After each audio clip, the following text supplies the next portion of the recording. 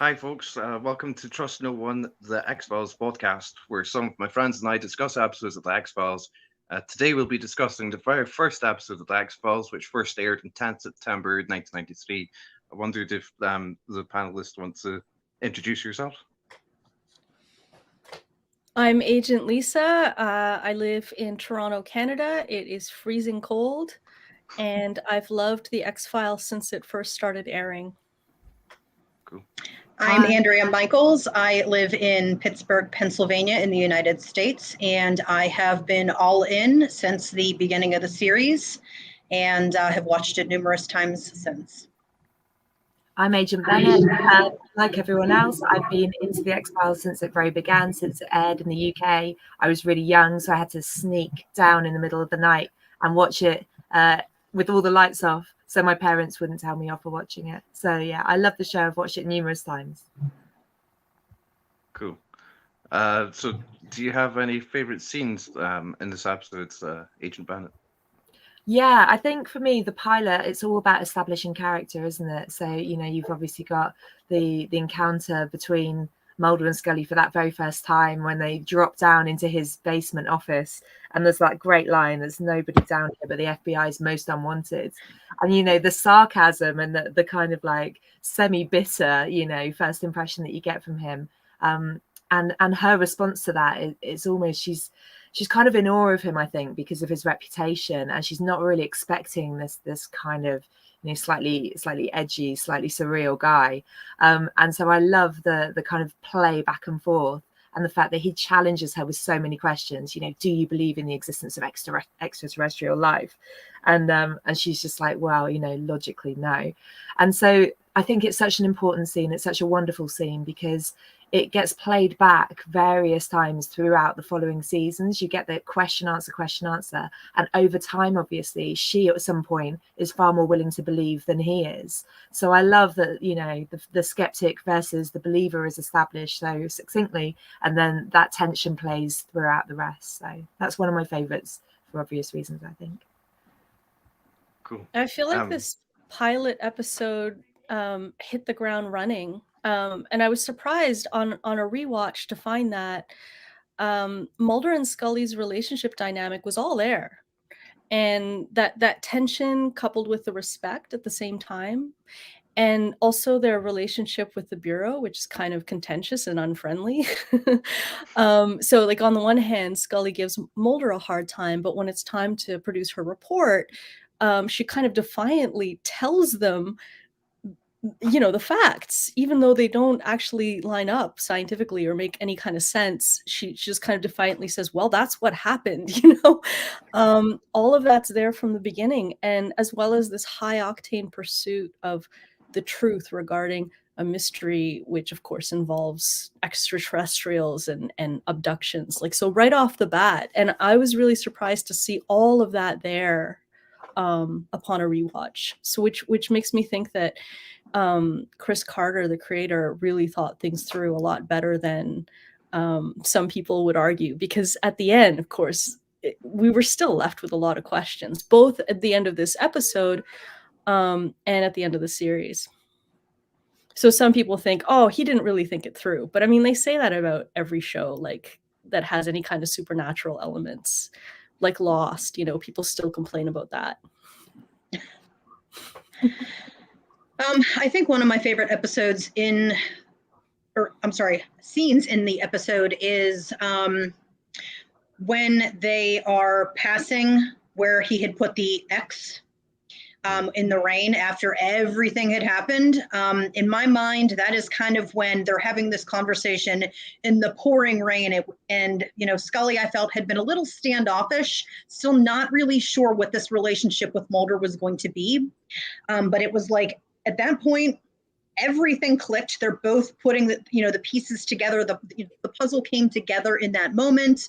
And it just, that to me was when it was like, okay, these two, they have it together. And like Agent Lisa had said, she went in almost defiantly, and it was like she's going to say what she needs to keep this moving and to protect Mulder, protect herself, but she is still also doing her job. So that scene kind of resonated because that just felt like the point where it all just clicked between the two of them. I read in an interview that she actually found it really hard to act in that episode because she was always getting rained on and she was cold. And she Yeah. said my cheeks were numb and I had to say these lines with, with conviction, but it was really hard to talk. So then after I read that, I watched her acting really closely. I'm like, can I tell that she's freezing cold? And she's such a great actress. I couldn't tell at all. She seemed to be very passionately in the scene. There are some blooper reels out there where Oh. she doesn't quite do so well, and they're pretty hilarious. But she did her thing, and she did an excellent job, and it was definitely convincing at that point, in my opinion. So I'm gonna look for those. That sounds fun. How about you, Dan? Have you got a favorite scene? Well, I hadn't watched this episode for ages before recently doing so. But like I realized like today that the first airing must have been in 1993, so I must have been like 10 or 11, living in Scotland. And I think the very first shot, I think it is, where it says the following story is inspired by actual documented accounts, like really freaked me out as a kid. And like after watching the episode when it first aired, like I had a nightmare that night all about the episode. I was like, this is so scary. I was like hooked to the series from that point on. That's what Carter always claimed to want to do, wasn't it? Was to give people nightmares and to really like get into, the spine chilling stuff and to not only chill you, but to have something stay with you and resonate through. And yeah, it was just about scaring the pants off people, which is fantastic. It's what you want, isn't it?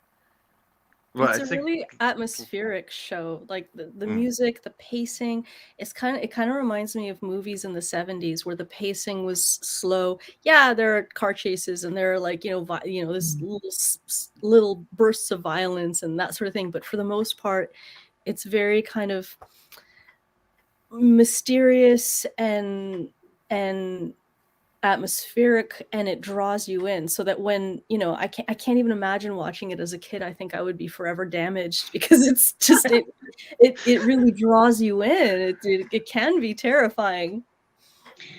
I think one of the things that you're saying with the atmosphere of it, maybe not so much in the pilot episode, but definitely as the show established itself, the music. Mark Snow has done an incredible job with the music throughout the series, and they do reuse some of the pieces, but I do think that in many scenes, it is the music that really makes it click. Does a great job of setting the tone, the mood. You kind of know where things are going to go, and it worked really well. And just I think a lot of times the musicians who work on those pieces don't get the credit that they deserve. Mm. Well, the pilot is notable because it doesn't actually have the theme tune that would be on the series from that point on. I noticed it was missing. Yeah. It's the only one, isn't it? It's the only time they didn't use it. And I don't know about over where you all are, but in the UK, Mark Snow released that as a like single. I have it on tape, and it charted. So it went into Top of the Pops and things. And I'll never forget watching Top of the Pops, having the X-Files theme tune being. I was like, this is the best day ever. This is just awesome. Did people dance to it? Like how? And what was so great was because it then got taken up in like the underground rave scene and things. So there's drum and bass remixes, there's like trance remixes, and it became like this amazing way of like joining these subcultures together. I have to hear it all. That sounds incredible. It never charted in the United States, but there were remixes out there, and I was too young for like the club scene and all of that because I was 12, I think, when the series first started. But the remixes are out there, and some are great, and some it's just like, why is this a thing? But yeah, people took that ball and they ran with it once they had it.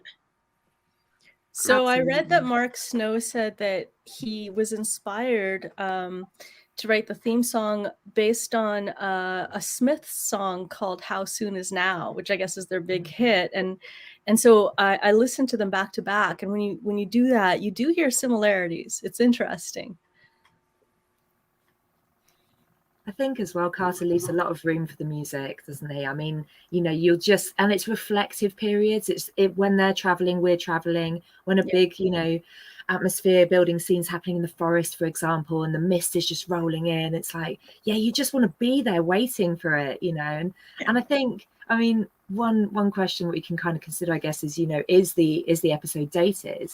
And I would say in a really positive way, yes, because I don't think, you know, series give space anymore for that. I don't think they build tension in the same way. I think they, you know, a lot of kind of binge-worthy series are often about pace, which is like pushing it through, hooking you in, and you sort of emerge at the other end a little bit like being on a roller coaster, whereas you don't have time to think about it and feel it, whereas the X-Files has always done that. It leaves gaps for curiosity and gaps where you question it and gaps where you want to stop and rewatch and kind of process that again, because it leaves room for the skepticism and room for the believer, depending what you do in those spaces. You're so right. Yeah, I love the pacing. I love the music. I love the mood of it all. Yeah, for the beginning of a series, I feel like they did a really good job where it could have gone really bad. they did a good job with, like you said, pacing, music. The main characters clicked pretty well pretty early on, and you don't see that in every pilot episode of a show. So kudos to them. Yeah, I read up to you. Oh, thanks. So I read an interview with Chris Carter where he said that often in series, and you know, I don't know what he was talking about back then in the 80s and very early 90s, what he was referring to, but he said that it seemed to him that nobody really had a long view of where the series would go, and he felt that he did. So he knew how the longer story arcs would unfold. He had a vision. So I think that's kind of interesting that right off the bat in the pilot, we already see seeds of that. But I think, sort of going off the subject of the pilot for just a minute, maybe it might be a bit like what happened with Lost as well, where like the studio was saying like, we need this to continue because we're making money out of it, and he's like envisioned it to be like, you know, come at the end of whatever season 7 with Requiem, I guess, and for, you know, having to keep channeling out the program in a sense. But regarding whether the episode is dated, I think, like, I noticed some of Mulder's clothing to me looks really quite dated. Well, I don't think he has much clothing anyway, does he? So it's probably dated even for when it was. How about those beige telephones? Oh, those like dial up, like kids probably look at those and they're those like, what do you use those for? Are those toasters? Like, are those like, what are those things? Well, back to his clothing. In the 90s, it was all about, at least in the United States, big, loud patterns. Ties were enormous. The Lois and Clark, The New Adventures of Superman. Like, if you look at what Dean Cain was wearing in that series, those ties are hideous, and they are like quintessential 90s. I find it interesting, though, that in the X-Files, it's about the same time frame, but I'm going to use air quotes, the fashion was different. It wasn't the same as we saw in Lois and Clark. So like the ties, you know, one of those little things, it's like those have actually aged well. Other series, if you think back to the 90s, the clothing, it's just like, oh my goodness, what were we thinking? You know, Scully's giant jackets. Yeah. That was the Hot Mess Express there. Those I don't think aged well. But surprisingly, you know, what was at least standard in the United States at that time in terms of men's dress clothes, Mulder did not wear that. So in my opinion, that has actually aged pretty well. Like I said, as in other series, you look at some of the stuff they have and it's like, wow, 90s, woo. Well, I guess it's sort of quite similar to the 80s, though, surely, in a bit, and being like loud. Yeah. Also, I really liked watching it on Blu-ray and HD and stuff like that. And over in the UK, it's on Disney Plus, which I keep being surprised like how much programs are on Disney Plus these days. I'm watching it on Disney Plus too. Oh, cool. Yeah. I think it looks really good in HD, and I'm glad they've been able to release like all the X-Files, as far as I know, on HD. In HD. Yeah, definitely. To go back to the costuming slightly, so Scully, the look that they were going for apparently in the pilot was based on Clarice Starling from Silence of the Lambs. So it's that, and I love it because they've done such a good job of like paying homage to it without, you know, pinning her down in that slightly frantic box. Because although she looks like Clarice and she's got the kind of calculated sort of questioning of Clarice, she's clearly so competent and so experienced and just, you know, knows her mind, knows what she thinks, knows what she feels, will rise to every challenge. So I really like that, you know, the idea of Clarice being confronted with monsters and what do you do in the face of monstrosity ultimately. It's like, well, she is face to face with cigarette smoking man. She's face to face with the establishment. And ultimately they turn out to be the greatest monsters of all, right? So, you know, it's like, how do you behave with them? How do you engage with them? Do you get drawn into their mind games? And ultimately, like we said earlier, she doesn't. She says it how it is. She's like, you want me to debunk the X-Files? Let's, you know, talk real. And then by the end, she just goes and delivers what she's found. And, you know, I really love that. And I think, yeah, I think it's a really nice look for her to begin with. And I love the big glasses. Oh, my goodness. Very 90s. Very 90s. But Yeah. I think also this episode was very much inspired by Silence of the Lambs when I was watching it, as well as stuff like I think it's called All the President's Men, and you know what had gone on with Watergate and Chris Carter's youth and his memories of that whole you know experience or whatever coming out in the news. Do you think the episode was wrapped up well enough at the end? It's a mystery, so of course there's going to be some level of feeling dissatisfied, like, come on, I want everything. But that's what a mystery is. You're supposed to get more invested in the process than the actual outcome. And so, you know, you have to kind of eat it, I guess. You have to deal with feeling a little bit dissatisfied, not having all the answers.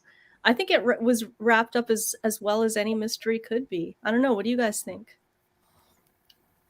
I agree. I really love the fact as well that obviously you get that scene with CSM going down into the Pentagon vault. He's got this tiny little implant, right? And compared with all the files that are down there, it just slots in as another one in that tray, right? And it's like, so we've seen a tiny, tiny part of what there is to see. And it's the promise of everything in that vault, I think, that, you know, symbolically hooks me and hooks a load of people into it because and I really love that scene as well because it then mirrors the closing scenes of the Erlenmeyer Flask as well. So that scene kind of bookends the first season, which I love. And yeah, I think their relationship is solid enough. And what I love about it is it hasn't lapsed into the kind of, oh, will they, won't they romantic thing at all. There's absolute respect for each other as academics. You know, they've read each other's thesis. They know their reputations. They've been through something together. You know, there's that really intimate scene, obviously, where she's panicked because she thinks she's got the marks on the bottom of her back. And, you know, she comes to him and she's like, you tell me what they are. And you see the fear and the vulnerability, but you see him being vulnerable as well, talking about his sister. So I think their emotional intelligence, their IQ, their EQ, it's all there. So you're going to have this fascinating relationship between two really intellectual, powerful people with completely opposing worldviews in a way, but who are both connected by the pursuit of the truth. So because we're invested in both of them, and then we've got obviously this beautiful vault with just all the secrets yet to be discovered, I think it works really well in terms of wrapping up the end. I love what you just said. And I think that those two scenes that you mentioned, if X-Files was going to go for the cheap thrills, they could have turned either one or both of those scenes erotic. So when he's got her naked body, her back, and then the candle, and he's very close to her, that, or when she's on a bed and he's talking about his sister, either one of those could have gone, you know, the way these things go. But they didn't. And so that, I think, oh my goodness, a lot of people that came of age watching the X-Files were like so into that relationship and the tension because it was like, oh boy, it's so sexy that they're not touching at all.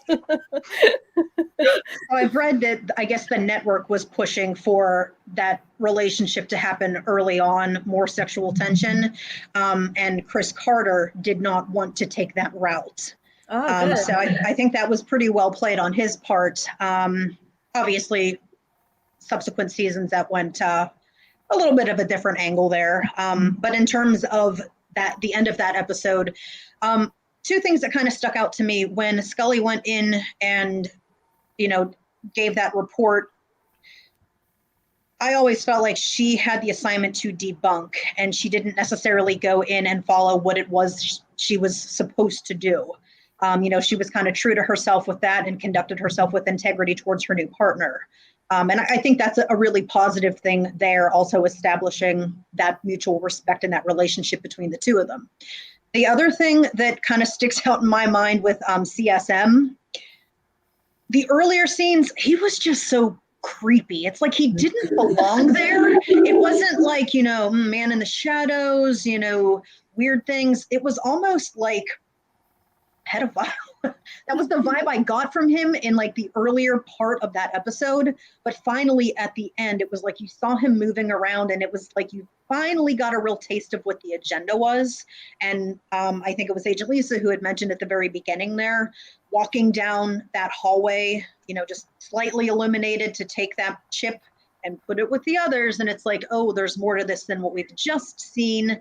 And this is kind of your segue into the next chunk. This is not the end of that chip, of that guy, and what we've just witnessed here. So I felt like it opened, or kept the door open enough to say, all right, we kind of see the direction that we're going to revisit at some point, but it also wasn't, in my opinion, full closure. But, like you said, there has to be something left there to make you want to come back for the next episode.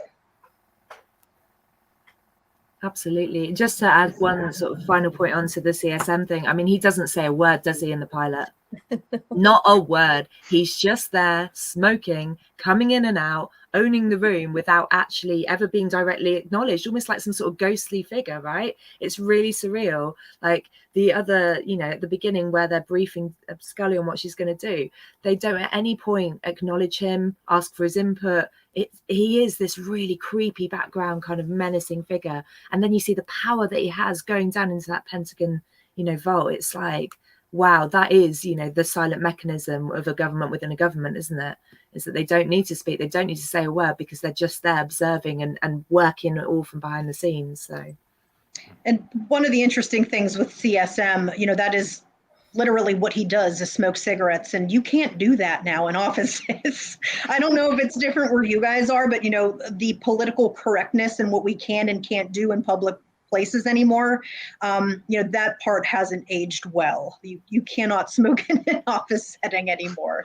And that's one of the things. It's like, who would have thought that this is where we would be 25, 30 years later? But that is one thing that has not aged well, I guess. Yeah, when I saw that scene, I just took it for granted that of course he's going to smoke everywhere in every office when Right. the show first came around. And now upon rewatch, I was like, what the hell does he think he's doing? Like, he's hotboxing him with that nicotine? Right. It's like everyone should be hacking? That's terrible. How was he not ordered out of the room? I don't care how important he is. He just lit up inside. It's so great as well that it's the fake Brad Morleys, isn't it? Which was obviously used in lots of things of that era because, for all the obvious reasons. But I just love it because it's a kind of like, it's almost like Marley, like a spooky spectre, but it's also like Mort as in death. And he's just this cloud of death polluting everything. And later on, I can't remember which season it is. That's a smart perspective on that. I have not thought of it like that. I think there's I can't remember which season it is, but there's one where Skinner has a no smoking sign on his desk eventually, and he just kind of taps it, and he's like, and obviously CSM's just like, whatever, like you're going to stop me, like any regulation is going to stop me. So even when that kind of regulation seems to come into that world, they're just beyond the law, aren't they? So they can do whatever they want. Oh my goodness, yeah, he's so powerful, so shadowy, like Agent Michael said, so creepy that the laws don't apply to him. So I really liked the end scene with the cigarette smoking man, but I thought the plot with Billy Miles and his former classmates could have been tied up better. Although I also thought that, like, if it was, it probably would not have made room for like what we got in later seasons with like Requiem and This Is Not Happening, I think he appears in. Yeah, absolutely. Because Billy Miles disappears, doesn't he? Effectively, there's a few lines that acknowledge it. They're like, well, the case file's gone, Billy Miles is gone. Like, so they've obviously, you know, they've all seen him kind of speaking about, well, it was this and it was the light and everything, and then that's it. It's just obliterated. It's just the wiping away, and it's like, well, what do you mean we can't find resolution? And that's the frustration Mulder faces every single case, right? It's like you'll never get it, you'll never pin it down. Of course, the hotel room and the lab are set on fire and trashed. You know, all of these things have to happen. The bodies go missing out of the graves because all this search for hard evidence and proof is ultimately what any person that's into the supernatural is always looking for. And, you know, and the cover up is ultimately, you know, the thing that will frustrate the whole way, but the thing that makes it even more important to keep fighting for. So, talking about the cigarette smoking man, I remembered like there was an Simpsons episodes with Mulder and Scully, and it's basically got like the CSM from the pilot and like exactly the same pose that he appears in, basically, in the pilot. That's how some of my friends got into the X-Files, believe it or not. They'd never heard of it until they looked up the Simpsons reference. And they were like, oh, what is this show? And then started watching it. So hooray for the Simpsons, getting new viewers in, right? Yeah, that's cool. And I also remembered like there was a character like Scully's boyfriend Ethan that was in a couple of deleted scenes. Do you think like they were right to cut him out, basically? Wasn't his character, he was a meteorologist or something? Yeah. I guess like ultimately to try to think about that and how it fits in, like their personal lives were never really that prevalent, it seemed. You would get tiny, tiny facets here and there. But yeah, I don't think that, I feel like it wouldn't have worked. Yeah, I agree. I think it would have been distracting and unnecessary detail. I totally agree with you. I don't think it would have worked. I also think they're two people who are completely dedicated to their work at that stage in their lives and that stage of their existence. Like they are consummate professionals. Almost. Yeah. Well, dedicated is one word, but you know, Mulder was like bonkers. Like that's all he cared about. Yeah. I also think the way Scully was played, at least early on, you didn't see a lot of like a mushy emotional side to her. So having a boyfriend, I think, would have been an odd juxtaposition to her. That's a great point. To the agent side of her. So in my mind, it's like you're trying to think about, you know, how somebody would be in a relationship with somebody, and then it's like you've got this badass agent who is afraid of nothing. It's two very, very different things. And I like you had said, Agent Lisa, I think that would have been a distraction. I was heartened when in this episode she came into her own. Like she had a strong voice. At the very beginning, when she first walks into the FBI, she smiles at everybody. And I was like, fuck, of course, it's the early 90s. She's a woman. She has to smile at everybody. You can't just be a professional like that's, you know, headed to work. No, she's got to pleasantly like do the smile. Yeah. And I say this as a Canadian, like I'm used to being a female and knowing my role and knowing that I have to smile at everybody. One time I actually didn't realize what I was doing, and I smiled politely at a dog as I was passing. I was like, and the dog was like, but anyway, so I saw her doing that, and her voice was a little bit breathy and a little bit high pitched, and I'm like, oh no, this is going to be a long road. If from the pilot she's going to be girlish and then she turns into a woman, but that's not what happened. As soon as she went in, and from that point on, she was Scully. She had her deeper voice. She was strong. She was opinionated, and I didn't have any more worries after that. She was always assertive, but the one thing that I always find odd in those earlier episodes, when she would smile, because when she really came into her own in later episodes, especially in later seasons, you really didn't see her smile or laugh.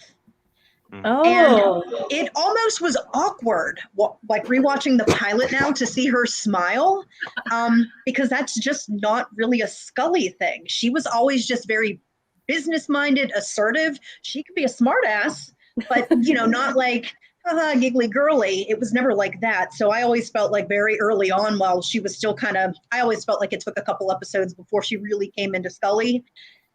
The smiling to me was just almost cringy awkward at times.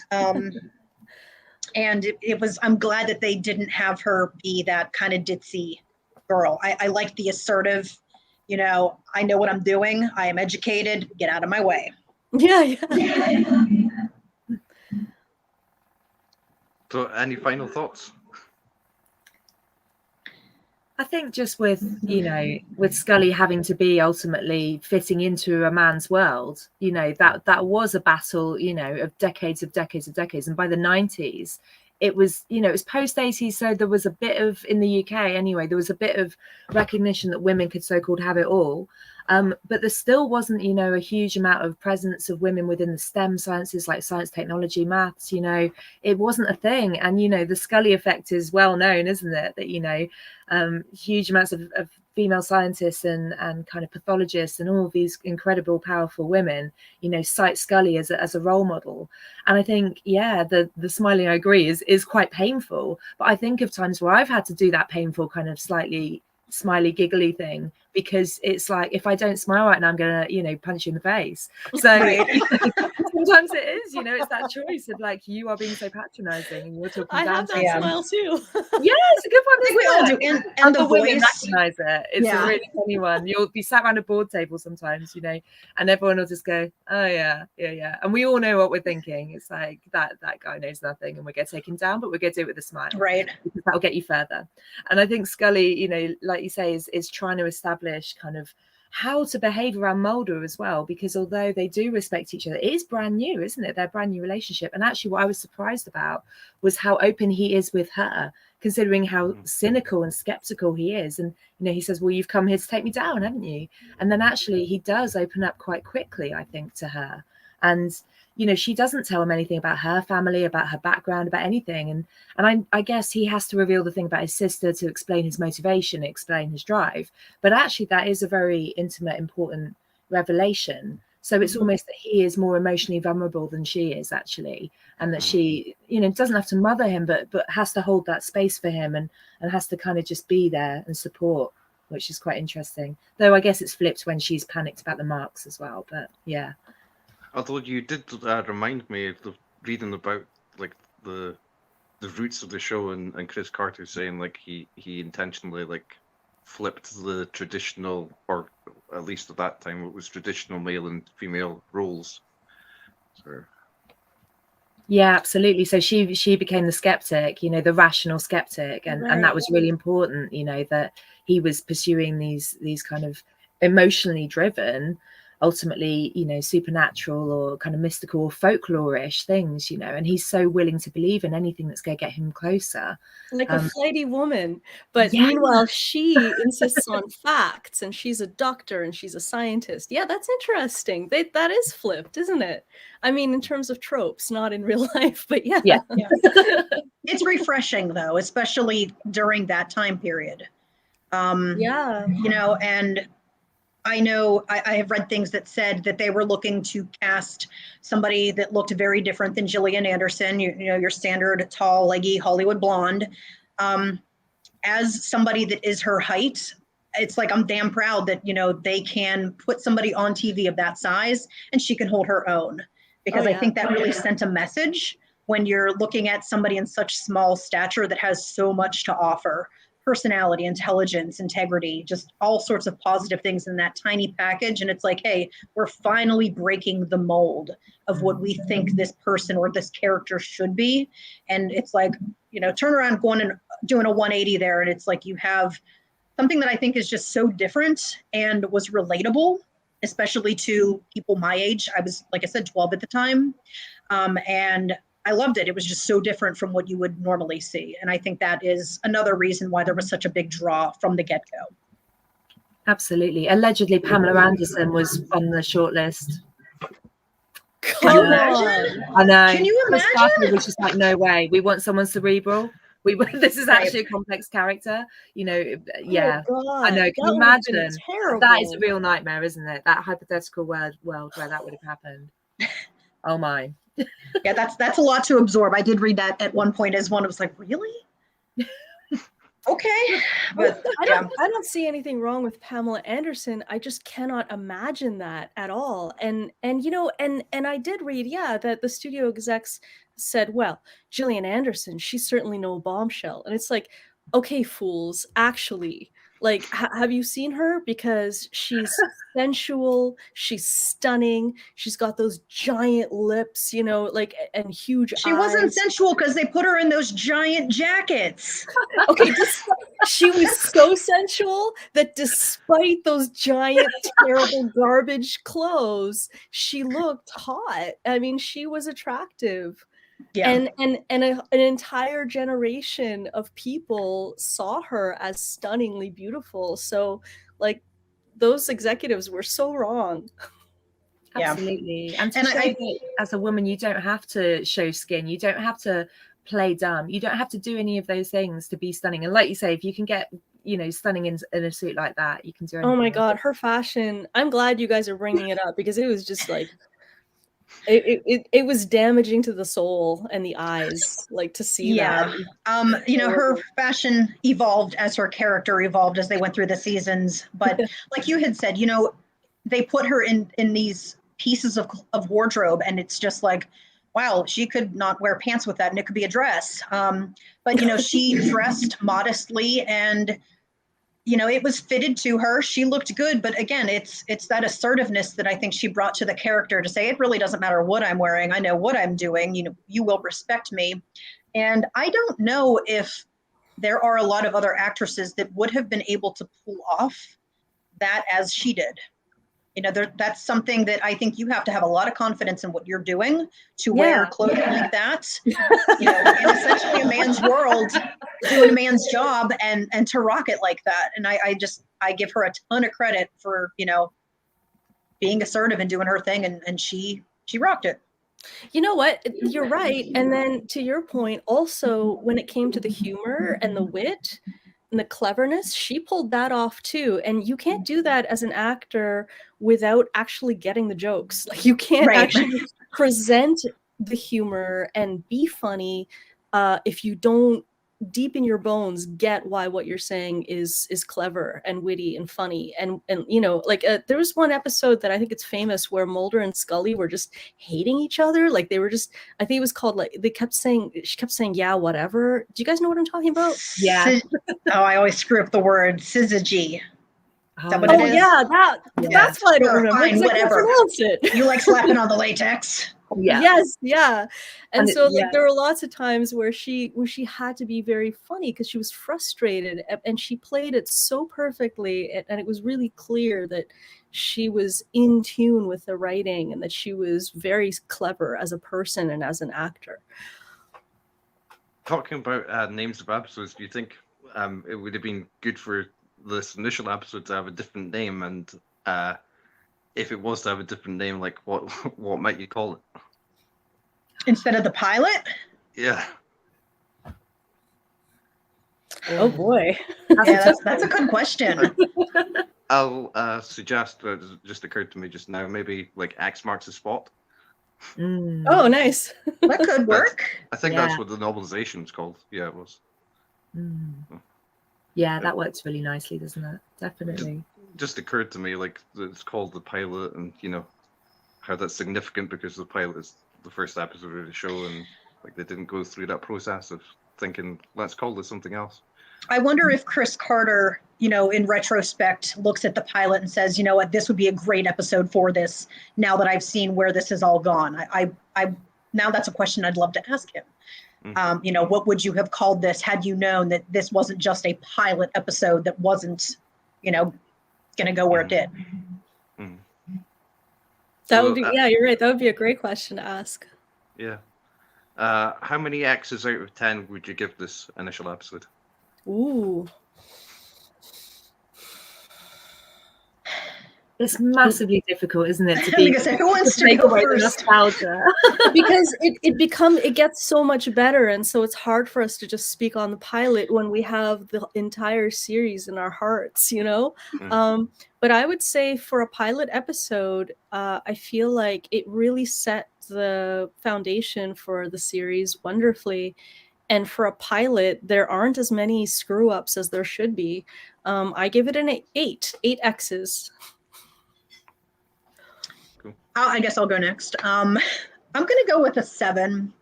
And I think that's because, kind of, again, retrospect, looking back at it, there are some things that didn't quite fit, in my opinion. And I understand with a pilot episode that you're still figuring it out. You're working out, who these characters are, what their relationship is going to be with each other. I felt like the situation where Scully went to Mulder's room with the bumps on her back. I know that's just kind of what they did with 90s TV. It's like, let's make it sexy. There were probably 50 other ways that scene could have been presented without having that like sexual tension. She didn't have to be seen in her bra. So I guess we'll take 1 X away for that. And then just, I'd mentioned it already, the politically correctness. I don't know if where y'all are at, if it is as big of a deal as it is in the States. But a couple of things that I actually wrote down, they referred to Billy Miles as the vegetable at one point. That was a shocking term. It was like, whoa, I haven't heard that word in like 30 years. Nobody says that. The nurse referred to that ward as, that wasn't my produce something, the produce section. And I was just like, oh, wow. I'm not personally offended by that. I'm not the type of person that's offended easily, but that is something that has not aged well. And, it just really shows how politically correct we are today versus where we were 25 years ago. And I think they really gave any merit to, hey, this is going to take off and become a worldwide sensation for the next 3 decades. Now, I don't think they really cared what they said, It was a very different time back then.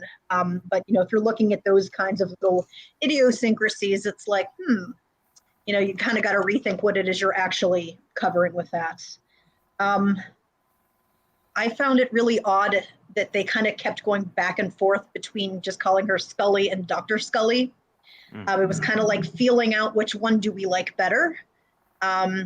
Just pick one, run with it, go. The back and forth has always been odd to me because there's a couple episodes ahead of this one where they will call her or refer to her as Dr. Scully, and it's what she is.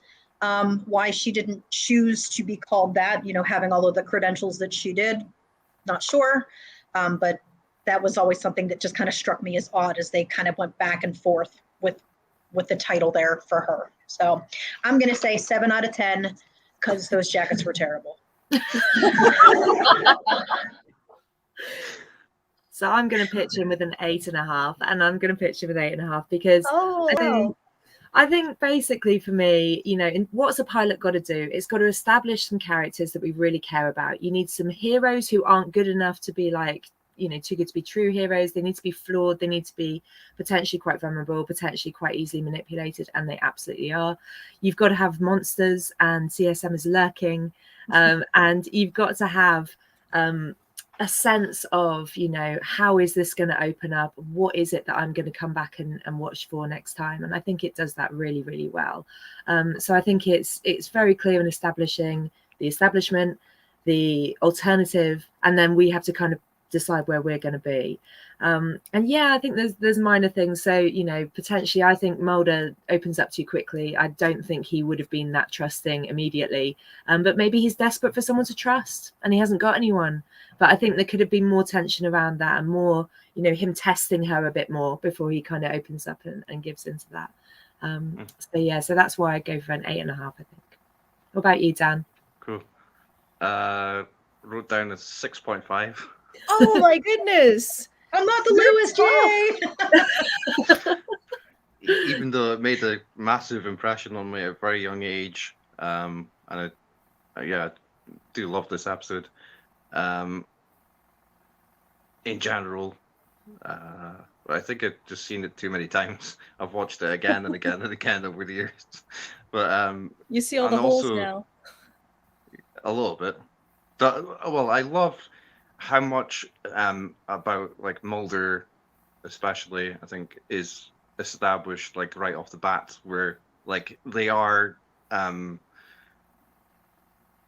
going through Bellflower, which I think that's a reference to Chris Carter's hometown. In His Oregon. birthplace, yeah. Yeah, and he's crunching on the sunflower seeds, which is obviously becomes a bigger part of his character, and all the the stuff to do with what happened when he was young with his sister is all established. So yeah, I thought it was cool in that way.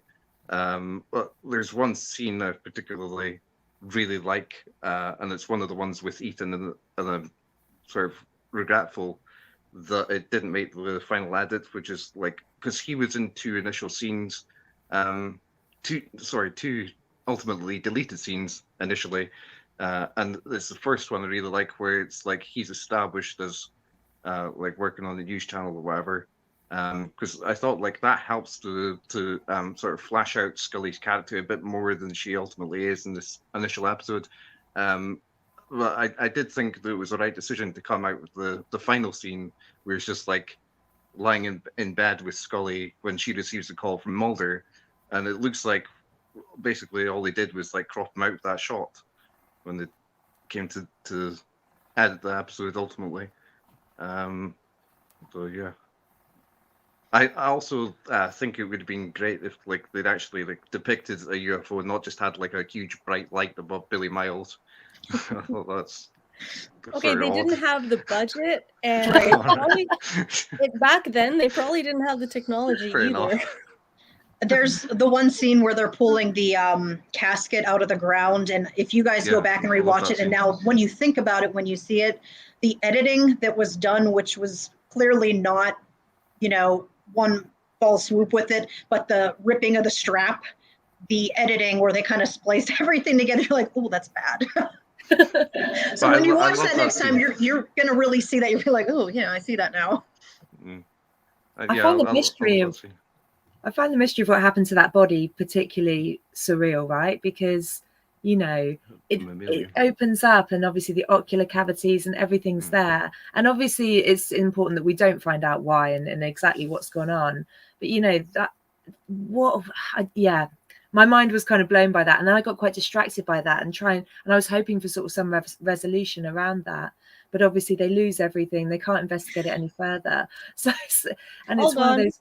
Yeah, pretty much. It's just that, isn't it? But I think it's interesting that it uses, in terms of the victim profiles as well, it's it's the class of 89, it's a bunch of high school students, they're out in the woods having a party and it all goes wrong. And that's a motif that recurs over and over, actually, which I think is really interesting because there is something about, like, I'm a secondary teacher, so I work with teenagers, and there is something about teenagers as a kind of group, actually, and they're not necessarily their willingness to believe, but they're open to ideas, they're open to new experiences, they're risk takers, aren't they? So actually it made a lot of sense that they would be in there. But then what happens to them, and the way that they're just kind of ultimately sectioned and locked away in that hospital and then just picked off one by one and kind of killed one by one. It's like the silencing of those voices, the silencing of those young people's voices that's particularly harrowing. And you get Theresa Nemon, don't you, sort of in the diner kind of opening up and her father just whisking her away. And, even Billy when he... Yeah, and even Billy, when he starts to talk, ultimately is then silenced and disappears as well. And I think that's really significant and really important that, a lot of kind of, victims are silenced and do have their stories taken from them. And so it was an interesting kind of group. But I was glad in a gender type of way that it wasn't just happening to teenage girls. It wasn't just, oh, they were out in the forest, they shouldn't have been out in the forest, here's the punishment, almost like a fairy tale-esque, oh, shouldn't have been having a party, here's what happens to girls that party in the forest.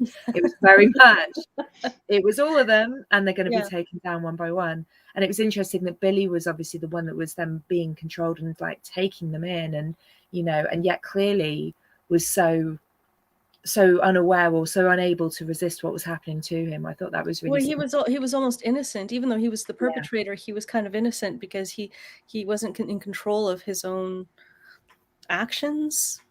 But what you said is interesting, because I think culturally back then in the 90s too, it wasn't a good idea to be female if you wanted any sort of agency, but it also wasn't a great idea to be a youth, because, you know, especially, you know, a strong, stern father was definitely going to be the boss of the city, of the country, of the household, so, of the business. So yeah, it's interesting how they portrayed victims at that time too. Yeah. You also reminded me, Agent Bennett, talking about like the victims' reports. That I thought it's cool that like David Duchovny's dad, you briefly see him and he's on like the airplane that they take over to Oregon. Yeah. Well, So there's neat. there's a sort of father figure looming in the background, even for Mulder, right? Oh yeah. In a way. I think, yeah, to kind of return briefly to the teenagers and, you know, who their parents are as well. I mean, those fathers are all in positions of power, aren't they? You know, there's the coroner, there's the chief of police, you know, and they think they're protecting their children. And it's like, well, this is what we need to do. You know, we're all right, we're in charge of it. We're just going to cover this up. And it's that illusion of like patriarchal safety, isn't it? It's like, yeah, the father figure will protect you all. You've just got to obey. And it's like, no. And I think it's Teresa who says, I don't think he can protect me. Like, I've got to break out of this. I've got to find help elsewhere. And, you know, the fact that she looks then to a male and female agent who have got agency, but also that capacity to bring in both a, you know, a different dynamic, and that she doesn't just want to rely on the old systems of safety anymore. Yes, it's a really interesting one. That's a great point. I'd be interested in finding out what our viewers think about the pilot. You can post your opinions of the pilot in the comment section. This has been streaming on YouTube and on Facebook, so feel free to use the comments for saying what you think about the episode. It's been a great discussion. Thanks very much to the panelists for joining. Please, to our viewers, remember to like and subscribe to the video, and we'll be back next time. The truth is out there. Thanks, guys.